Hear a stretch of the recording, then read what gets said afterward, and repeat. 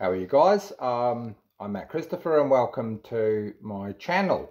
Now I've been asked to comment on what's happening in Norway in terms of the government's action against Jehovah's Witnesses and what I feel about it and probably what the outcome will be. I actually unfortunately believe that the Watchtower Society will win, and I'll outline why I think that, and basically try to outline what I believe is the dichotomy and the hypocrisy within the legal system, not just in the common law countries, but also in the European Union. So anyway, basically the situation is in Norway is that the Norwegian authorities have said that they're not going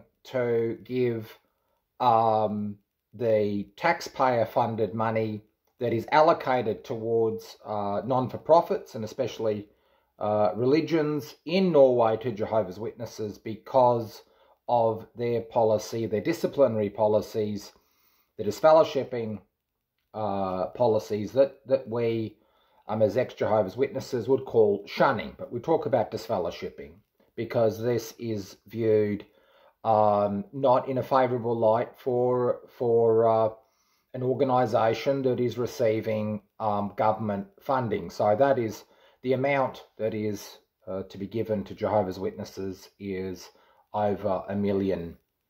So it's a lot of it's a lot of money when it comes to taxpayer funded resources. Now, the problem is that Jehovah's Witnesses, like all religions, do not need to apply to the or do not need to measure up to basically the common law approach of human rights. Now, let me just give you an example, and this is where the problem lies. Let's just say you have Jehovah's Witnesses working at the headquarters and the media centre, or printing, they still have printing facilities. You go in there, as I've visited various facilities over the many years that I was a Jehovah's Witness, and for all intents and purposes, it is a commercial operation. Okay, so let's just say it's not Watchtower Bible and Tract Society. It's just called Ace Publishing. Let's just say that. Okay, you would not be able to discriminate against a person in that workplace, for instance, who was living in a de facto relationship. You couldn't discriminate against a person because of their sexuality, and you certainly couldn't have a team meeting in which the managing director came out and said that we are vehemently opposed to LGBTIQ plus members of the community, and we're looking forward to a time when there's going to be no LGBTIQ plus people, not just in this country, but around the world. You couldn't say that. In actual fact, that would probably be the death knell of that business. But Jehovah's Witnesses, while operating commercial ventures, fall under that of religious freedoms. And this is totally different to the human rights obligations of a commercial enterprise. You see, religions are allowed to discriminate because it is viewed as the tenets of their faith. So, in short, Jehovah's Witnesses are allowed to discriminate against people working at those facilities that maybe, for instance, might be living in a de facto relationship or identify as a member of the LGBTIQ plus community. They're allowed to do that. And basically, the problem is that what Norway is doing, which I support, is to say that charities, that's what religions are meant to be, serving the community, are not allowed to discriminate, allowed to harm people, allowed to harm people emotionally in terms of their disciplinary processes. So in short, I do feel that Jehovah's Witnesses are going to ultimately win their case, because unfortunately the way that the system is at the moment, religions are allowed to discriminate against people. So I think this is something that we faced in Australia, while the Australian branch actually capitulated, and that was that what happened was that they were asked or told that to keep their charitable status in Australia, they needed to sign up to the redress scheme, which was a system in which victims of sexual abuse would be able to get compensation. Now, at first, Jehovah's Witnesses said, no, we're not going to change. This is the way we handle things. This is what we do. The two witness rule, the non-reporting, and so forth. And it would have been very interesting to see what would happen if they fought it all the way to the High Court here in Australia. But I think from the amount of media that was coming their way, I think they capitulated.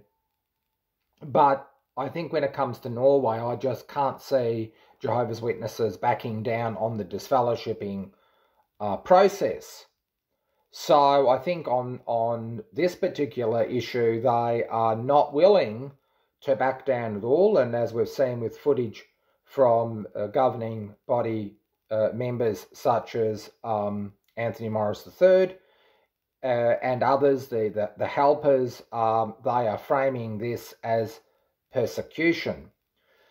So it's an extraordinary situation. I'll give you a situation in which the hypocrisy of the legal system is working, is that there's European countries in the European Union who are at risk of losing certain entitlements of being part of the bloc because of their position on LGBTIQ plus members.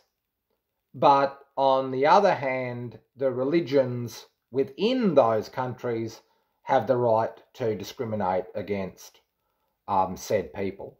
So, in short, what Jehovah's Witnesses are going to do is exploit that chasm between human rights and also the unjustified position that religions have found themselves in, which is separate and distinct in many ways to basically the human rights that people have come to expect from common law countries and also the European Union. But as a footnote, what's absolutely crazy about Norway in terms of Jehovah's Witnesses' response is that Jehovah's Witnesses are using their PR now, very powerful PR arm, I should say, to say, well, look, Jehovah's Witnesses were persecuted by the Nazis, and that was very true, and that's a terrible thing. But when you think about it, what did the Nazis say? The Nazis said that if you didn't agree with them, then you were less than human and that you had no rights. You either joined them, or if you were designated an unacceptable person, that you had no rights at all. Now, as others have pointed out in terms of documentaries and so forth, the issue for Jehovah's Witnesses in Nazi Germany was that they had an opportunity to disown their faith, or at least accept the directions coming from the Nazi Party, but they refused to do that. They had a choice. Now, when it comes to Jehovah's Witnesses and any members that they have, you have a choice. You either accept lock, stock and barrel all aspects of the Jehovah's Witness faith, or if you're not willing to recant, then you're shown the door, you are excommunicated, you are disfellowshipped. Now, it's just unbelievable that this dehumanizing process that happened to Jehovah's Witnesses as victims of the Nazi terror that swept through Europe, they use that to hold up their rights. But when it comes to the human rights and dignities of others, they hide behind the privileged position that religion holds. So, in short, I unfortunately think that Jehovah's Witnesses will eventually win the case. I don't think it's fair, but the way that the legal system is at the moment, it allows for discrimination based on the rules and the edicts of individual religious organisations. And as unfair as that is, I think that is the situation that we face. But I think the laws have to be changed, and we certainly need to at least campaign that human rights are not suspended because of a person's religion, that all people, believers or non-believers, have the right to human dignity and respect, and the disfellowshipping process is certainly not a respectful situation. Jehovah's Witnesses will have you believe that people that are disfellowshipped are people that are somehow gross sexual deviants. They don't take into consideration those of us who made the decision to step away from such an organisation because of the treatment of sexual abuse and also other aspects of their faith, which is completely unsubstantiated by Scripture. That doesn't come into account in terms of their caricatures of former members or people that have been disfellowshipped or even disassociated themselves. So I hope that this quick commentary on the situation in Norway is of benefit. Please comment how you feel about what's happening in Norway, where you think the Jehovah's Witnesses will go. But I certainly like to hear that. But I certainly don't think that they will accept this lying down. I'm pretty sure that they will be appealing these decisions to the highest bodies in Europe. And what's also staggering is that the other religions seem to be supporting them because they have a common enemy, that is, they don't want governments telling them in any way, shape or form how they should treat their flock. So quite strange bedfellows in this. I saw other denominations speaking in support of Watchtower, which is absolutely crazy. But thank you very much. I'm Matt Christopher. Like and subscribe, and I'm looking forward to your comments. Thank you very much. I'll speak to you soon. Bye.